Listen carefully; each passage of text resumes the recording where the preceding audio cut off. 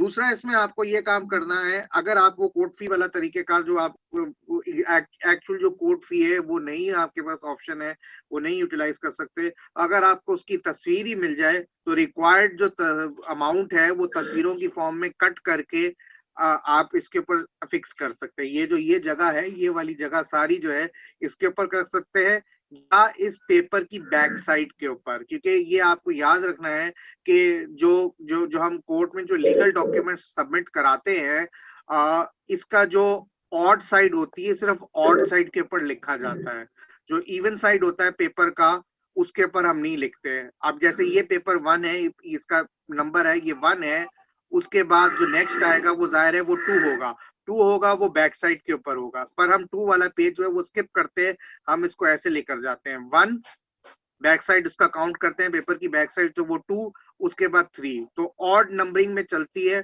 तो जो आपने फिक्स करना है स्टैंप वो इवन साइड के ऊपर कर दीजिएगा इफ अगर बहुत ज्यादा है। क्लियर हुई ये बात? सर ये बात क्लियर है। अभी मैंने ग्रुप चेक किया है, वहां पर तो आपने शेयर ही नहीं किया, सिर्फ आपके लेक्चर्स पड़े हुए हैं, पिक्चर्स तो शेयर नहीं किया आपने। मैंने शेयर किए हैं, मैंने सर की थी आपके शेयर। 4 मैसेजेस डिलीट लगे हुए हैं, मेरे ख्याल से जुलाई जून या जुलाई 3 को ये नहीं ग्रुप बना उसमें है। नहीं शेयर की थी, क्या? मैंने शायद एजाज को सेंड की थी। एजाज आपके पास है? नहीं सर, पर उसने शेयर नहीं की होगी मेरे ख्याल से, एजाज ने।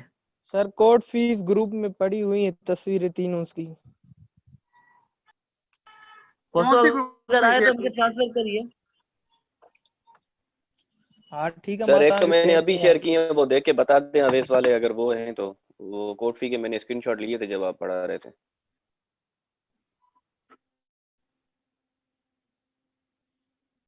डायरी में से मैंने दिए थे, मुझे याद है मैंने करवाया था और मैंने ग्रुप में शेयर किया था। पहले मैंने सेक्शन बी में भी शेयर किया था, फिर आप लोगों ने कहा सर कि ये मेरे पास है, मगर मैं आपसे ये पूछ रहा हूँ आपने कि शेयर ये नहीं की। क्या लगेगा यहाँ पर कोई स्टैंप लगेगा या यहाँ पर कोई पेज लगेगा, पना बना लगेगा, मुझे ये कंफ्यूजन है। ये तो मेरे वो पास तो स्टैंप स्क्रीनशॉट ही है है, इसके। वो स्टैंप है। राफे आपने जो स्टैंप लिया था, स्क्रीनशॉट निकाला था वो उसका आपने? स्टैंप दिखाएं। सर वो स्टेम का नहीं पड़ा, वो कोर्ट फी जो आपने वो डायरी दिखाई थी ना जिसमें कोर्ट फी लिखी हुई थी वो वो है डायरी तो हमारे स्क्रीनशॉट। पास घर पे भी पड़ी है भाई, उसमें देख लेंगे। हाँ स्टैंप तो की घर बात में कर जब रहे हैं। डायरी तो स्टैंप नहीं घर में पड़ा हुआ? नहीं सर। अब ये तो बात ना करो ना, डायरी आपने जाके ले ली बाजार से, स्टैंप भी ले आते फिर।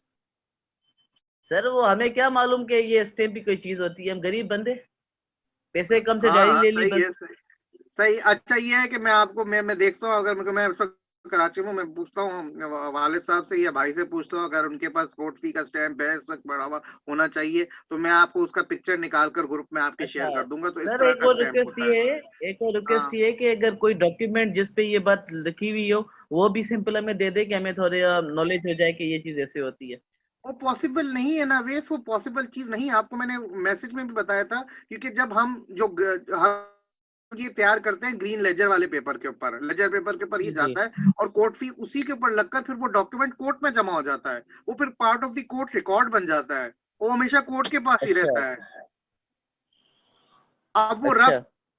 रफ काम के लिए अगर आप इस एप्लीकेशन के ऊपर लगा के दिखा दें तो वो एक और बात है। वो मैं देखता हूँ, कोई अगर मेरे पास कोई वाइट पेपर के ऊपर है तो मैं उसके ऊपर लगाकर उसकी एक फोटो निकाल कर आपको दिखा सकता हूँ। बाकी अदरवाइज हाँ जो हाँ, प्रॉपर ऐसे कोर्ट करे, का ऐसे करे। डॉक्यूमेंट वो नहीं जी पॉसिबल। ऐसे सही है।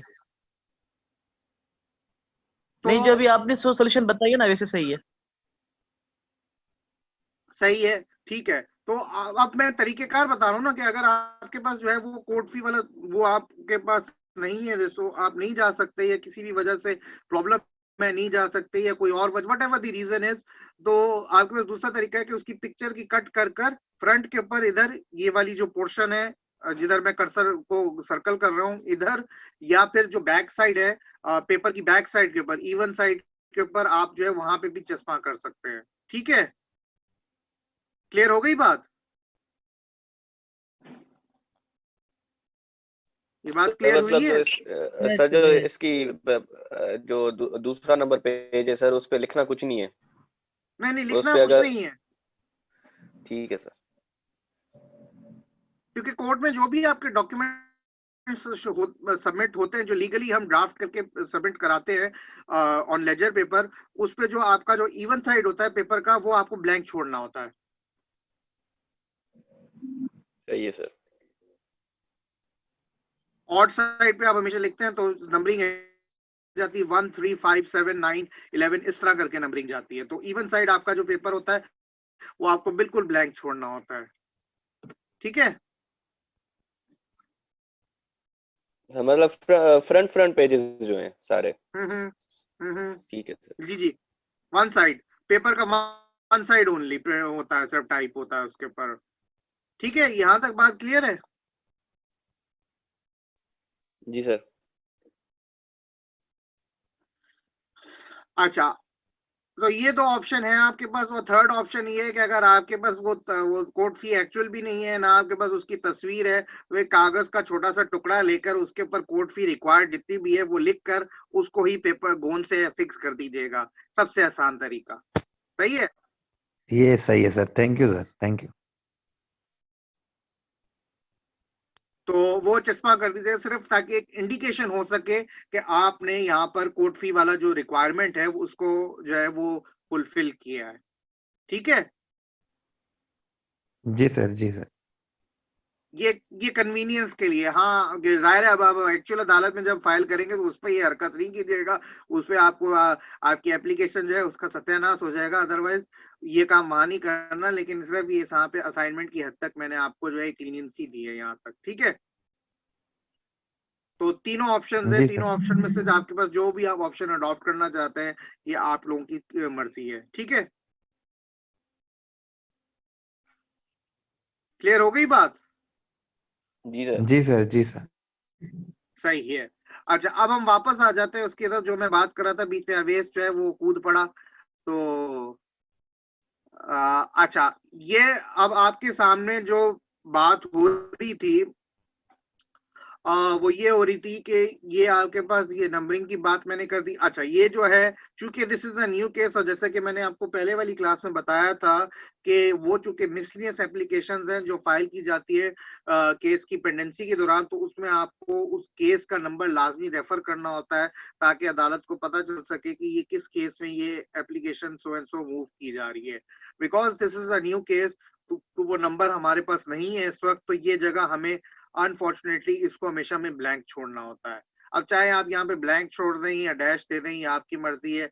मैंने यहाँ पे इसको ब्लैंक छोड़ा हुआ है ताकि फिर बाद में, अब इसके बाद जितनी भी एप्लीकेशंस इस केस में टाइप हो जाती है इसके एडमिट होने के बाद, तो फिर वो यहाँ पे उस नंबर के साथ शेयर हो लिखा जाता है और फिर उस नंबर के साथ वो प्रिंट होती है और वो आगे जो है सबमिट की जाती है। क्लियर हो गई बात? क्लियर है? सर जी एक्सपर्ट सर, जो जी सर। मूव करते हैं एप्लीकेशन, फिर उसमें वो जो प्रीवियस केस डिसाइडेड होता है उसका देते हैं नंबर। तो जाहिर है एक्स पार्टी एप्लीकेशन कोर्ट को कैसे पता चलेगा कि किस केस में एक्स पार्टी एप्लीकेशन दी जा रही है? ठीक है। ठीक है, यहां तक बात क्लियर है? ये सारी जी सर। बातें जो मैं बता रहा हूँ मेन केस के हवाले से बता रहा हूँ कि जब आपका मेन ड्राफ्ट प्रिपेयर होता है तो आपको किन किन चीजों का जो है वो ख्याल करना होता है। यहां तक बात क्लियर हो गई? जी सर। Okay sir. अच्छा, अब इधर आपके जो हमारा जो एक ऑर्डर है प्यारा सा सीपीसी का, उसके जो एक्चुअल इंग्रेडिएंट्स हैं वो इधर आपको ज्यादा इनटू प्ले काम करते हुए ज्यादा दिखाई देंगे। तो यहाँ पे आप देख सकते हैं, यहाँ पे पार्टीज का नाम और उनका पूरे जो क्रेडेंशियल्स हैं वो यहाँ पर दोनों पार्टीज के क्रेडेंशियल्स दिए हुए हैं। यहाँ पे चूंकि एक पार्टी है तो लिहाजा हम यहाँ पर सिर्फ उन्हीं के ही डिटेल्स यहाँ पर प्रोवाइडेड है, यहाँ पर उनका दिए हुए। तो आप जैसे यहाँ पे देख सकते हैं कि यहाँ पे उसका नाम, वालिद साहब का नाम और Muslim adult residents of so and so ये पूरा दिया हुआ है। इसी तरह से जो अदर पार्टी है, अदर साइड है, उनके भी इसी तरह से पूरे डिटेल्स दिए हुए। होपफुली ये क्लियर हो गया होगा। इसमें कोई ऐसी और कोई बात नहीं है जो हो की जा सके। तो ये आपके पार्टीज, दोनों पार्टीज के पूरे पूरे क्रेडेंशियल्स आ गए। क्लियर है यहाँ तक बात? Yes sir. यस सर, ठीक क्लियर। ठीक ठीक है। फिर उसके बाद जो है वो आ जाता होता है सब्जेक्ट मैटर, जैसा कि आपने मिसलेस एप्लीकेशंस में भी देखा था कि पर्पस क्या पर्पस है जिसके लिए आप जो है वो एक इन 2 लाइनों से 2-3 लाइनों से पता चल जाता है कि हम क्या दे रहे हैं, अगर प्रोविजन आपको पता है तो प्रोविजन भी मेंशन कर दें कि किस प्रोविजन के तहत दी जा रही है। तो यहाँ पर जो है ये मेंशन करना है, चूंकि this is an application under section 10(3) of the Sindh rented premises order.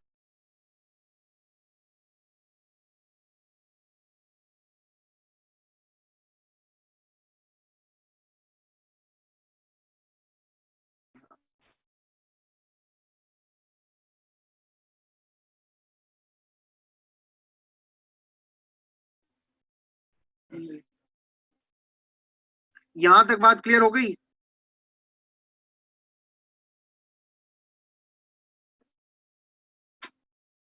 Ji sir. Hello, yes sir. सही सही सही, ठीक है। अच्छा, अब ये आ जाते हैं, अब आ जाते हैं फैक्ट्स के ऊपर। और फैक्ट्स जो हैं वो जाहिर सी बात है वो आपके केस के ऊपर डिपेंड करते हैं कि आपका जो केस है वो किस नेचर का है। अब चूंकि यहाँ पे एक रेंट केस है और रिलेटेड टू रेंट केसेस हैं ये, और ये सेक्शन 10(3), अगर आपको याद हो कि सेक्शन 10(3) किस हवाले से डील करता है एक्सक्यूज मी, तब भी आपकी इसमें आपको एक आइडिया हो जाएगा कि क्या बात हो रही है। अगर नहीं याद है तो अगर आप ये एप्लीकेशन पूरी पढ़ लें तो इससे आपको आइडिया हो जाएगा कि ये इस केस में क्या अराइज हुआ है जिसकी वजह से ये दी जा रही है। इसको पढ़े, कौन पढ़ेगा? चले राफे साहब आप पढ़े। Hello. The applicant respectfully submits as follows. One, that the applicant is a law-abiding citizen of the Pakistan and is a doctor by profession, and the opponent is the landlady / owner of the bungalow number 112D, Phase 5, Nursery, PCH, Karachi, and measuring 240 square yards, hereinafter referred to as said premises. The applicant is residing at the said premises as well as running a private dental clinic. It is submitted that the current rate of the rent is fixed at 50,000 rupees payable on the 10th of each calendar month, which does not include any utility bills. 2. It is clear हो गई submitted that यहाँ the तक बात? upon जी sir जी sir, जी sir. ठीक है, पढ़ूं sir तुम जी जी जी, continue. It is submitted that the opponent acquired the said premises from the previous property owner / owner by virtue of a gift deed in 2004. Since that time, the opponent has been continuously demanding enhancement of the rent, which has during the course of years multiplied, and thus current rate is 50,000 rupees payable on 10th of every calendar month. Continue.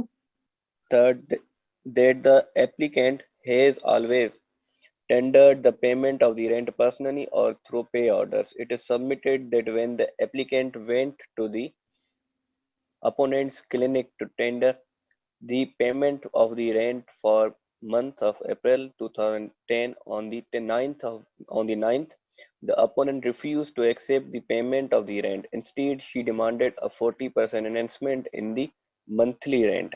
Thereafter, the applicant preferred to tender the monthly rent through pay orders, which was also refused by the opponent unsurprisingly. यहाँ तक बात clear है? Photocopy जी sir, वो जी sir. Rent देने गया, उसका rent नहीं दिया, 40% सर एनहेंसमेंट। वो जो मूड डिसाइडेड था सर, वो उसके मुताबिक भेज रहा है लेकिन वो एक्सेप्ट नहीं कर रहा सर। सही सही, आगे चलें। Photocopy of the pay order is attached herewith and marked as the annexure A1.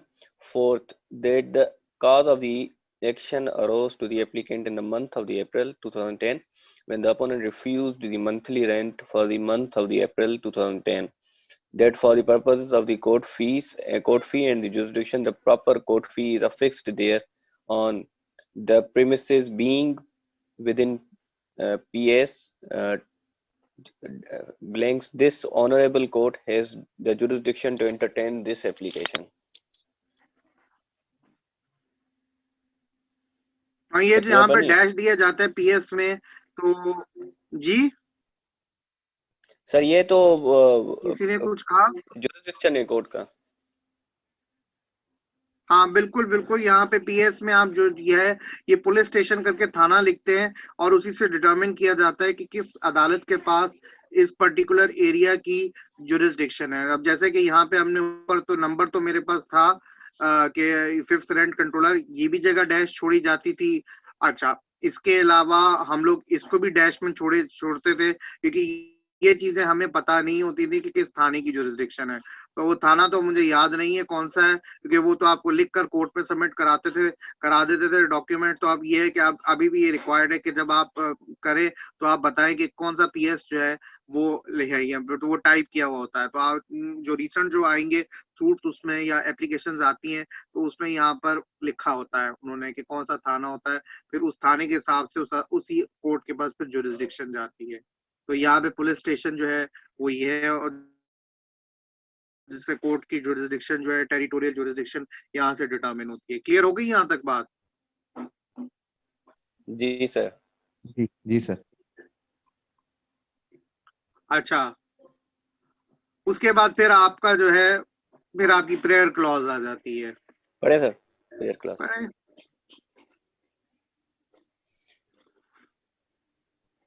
पढ़े। The applicant respectfully prays that this honorable court may be pleased to A. Permit and allow the applicant to deposit the monthly rent of 50,000 rupees for the month of the April 2010, and further be pleased to allow him to deposit subsequently monthly rent at the rate of the 50,000 per month.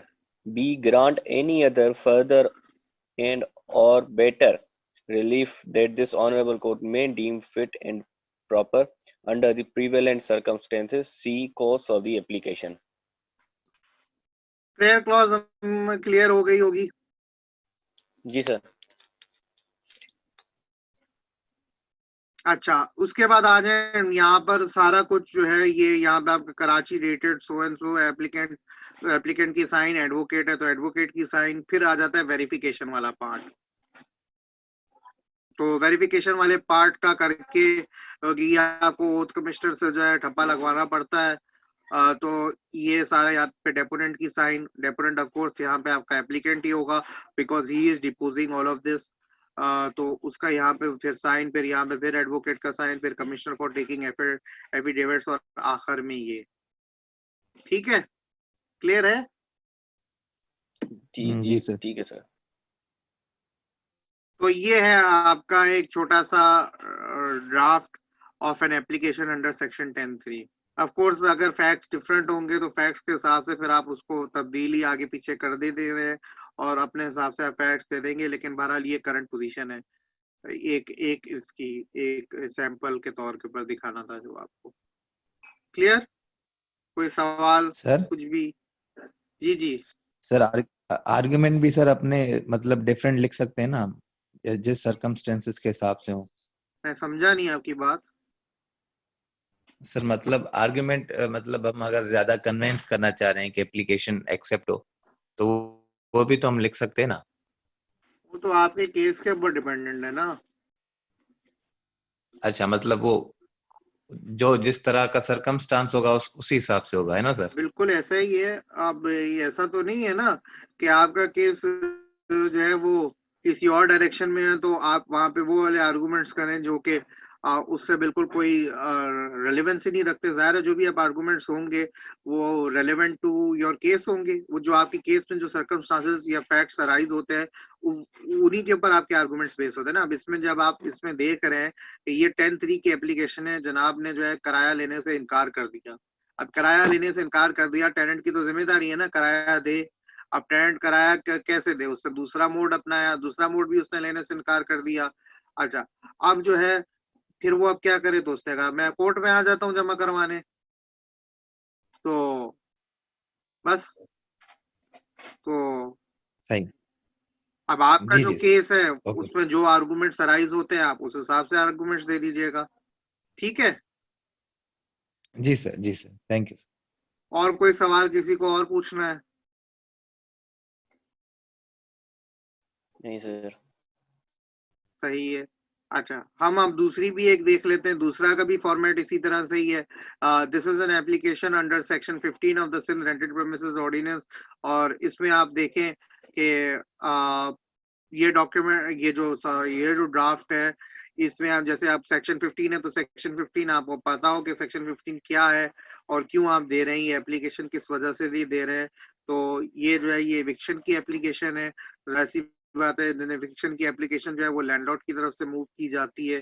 तो landlord जो है वो अभी application दे रहा है, और application दे रहा है जब, तो आप उसको जो है वो, ये सारे फैक्ट्स हैं उसके, और फैक्ट्स में उसने क्या क्या उसने जो है क्या क्या इश्यूज अराइज किए हैं, रेज किए हैं, उठाए हैं, वो सारा उसमें लिखा हुआ है। और फिर उसके बाद प्रेयर क्लॉज आप देखेंगे, अगर why is this not justified,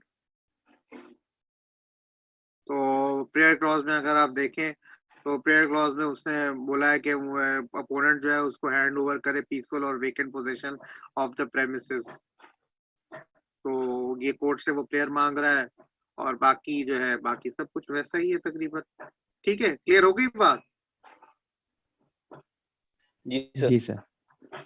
इसके फैक्ट्स हम नहीं देख रहे अभी हम, क्योंकि टाइम जो है 7 मिनट है, तो ये एक बड़ी एप्लीकेशन है, तो इसमें जाहिर है इसको हम सारे फैक्ट्स गो थ्रू नहीं कर पाएंगे इसके। तो ब्रीफली इसमें जो इशू है, एक जो मेन है वो डिफॉल्ट का इशू है। वो आपके यहाँ पे पैराग्राफ 3 में लिखी हुई है बात कि डिफॉल्ट किया है रेंट के पेमेंट में। और उसके बाद फिर जो है दूसरा ग्राउंड जो है वो यहाँ पे पर्सनल यूज का है, कि वो मोबाइल फोन्स का बिजनेस रन करना चाहता है। तो ये जो है, ये दोनों ग्राउंड्स के ऊपर वो जो है वो इविक्शन सीक कर रहा है अपने टेनेंट की।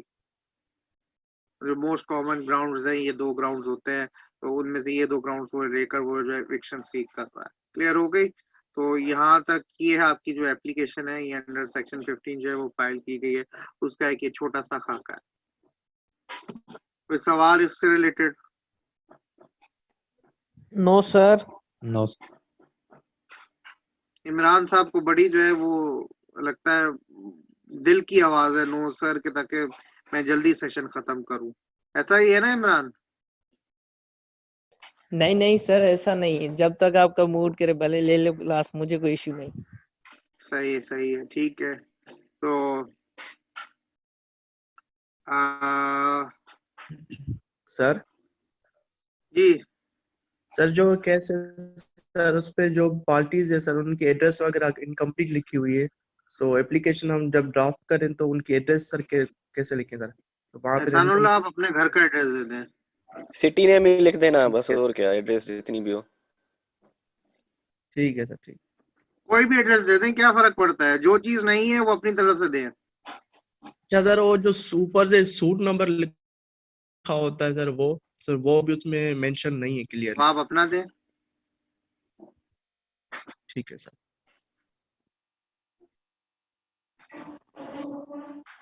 अच्छा, और इसमें कोई और चीज पूछने वाली है?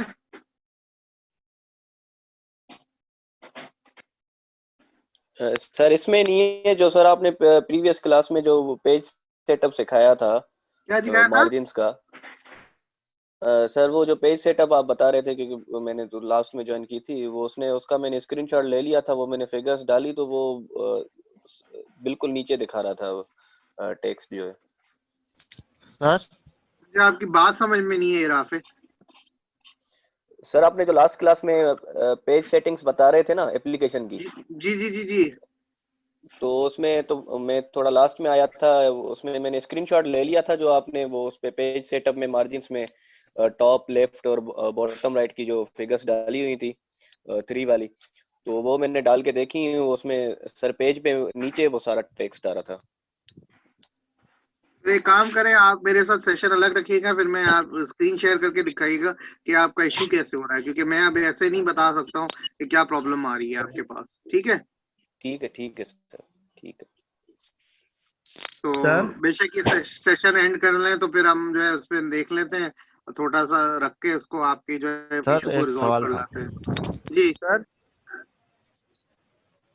हेलो जी, पूछे सवाल पूछे।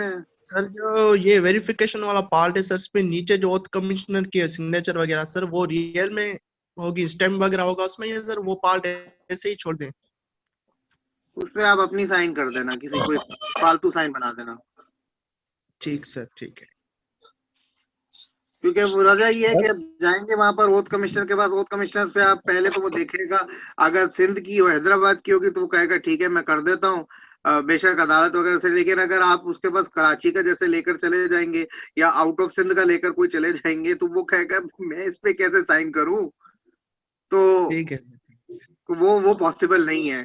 तो जाहिर है, अगर आपके पास पंजाब साइड का केस है तो फिर तो आपको पंजाब के उस पर्टिकुलर सिटी में जाना होगा वहां पे साइन करवाने के लिए, तो उसको आप खाली छोड़ दें या कोई दूसरी कोई फर्जी सिग्नेचर बना के कर दें तो वो सही है। सर फर्जी सिग्नेचर इनवैलिड नहीं हो जाएगा? Actual commissioner for taking affidavits, क्या सर फर्जी सिग्नेचर इनवैलिड नहीं हो जाएगा? आपका केस ही पूरा फर्जी है। नहीं सर, वो मुझे लगा वो रियल में पूछ रहा है। सिर्फ मार्क्स ही तो लेनी है और क्या। नहीं नहीं सर, मुझे लगा वो रियल में पूछ रहा है। नहीं रियल में पॉसिबल ही नहीं है ना, देखिए रियल में वो चीज पॉसिबल ही नहीं है। आप जहां जा सकते हैं वहां तो ठीक है, लेकिन जहां जा नहीं सकते तो आपसे कमिश्नर फॉर टेकिंग एफिडेविट्स पहला सवाल करेगा। मिसाल के तौर के पास आपके पास कराची का केस है, लिखा हुआ है सीनियर सिविल जज कराची, आप यहाँ पे आप अगर बैठे हुए हैदराबाद में तो आप हैदराबाद वाले वो कमिश्नर फॉर टेकिंग एफिडेविट्स का जाएंगे, उससे अगर पढ़ लिया कहेगा ये तो कराची का है, आप कराची से हैं।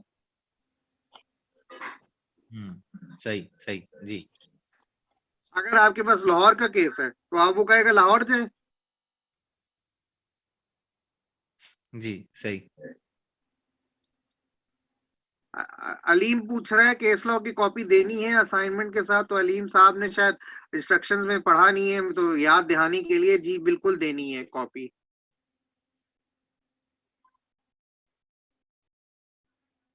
और अगर हार्ड कॉपी नहीं दे सकते हैं तो ये ऑप्शन है आपके लिए कि सॉफ्ट कॉपी जो है उसको आप रीनेम करेंगे अपने नाम के साथ, अपनी साइटेशन के साथ, और फिर वो सेंड करेंगे टू द सीआर, जो सीआर फिर रवाना करेगा सारी इकट्ठी करके। ठीक है सीआर साहब।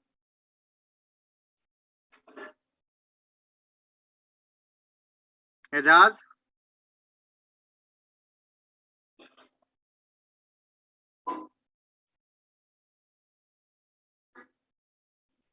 एजाज सर लीव कर गया शायद, है ही नहीं। ठीक है, वो फिर हम कल बात कर लेंगे इसके ऊपर मजीद, क्योंकि 1 लेस देन 1 मिनट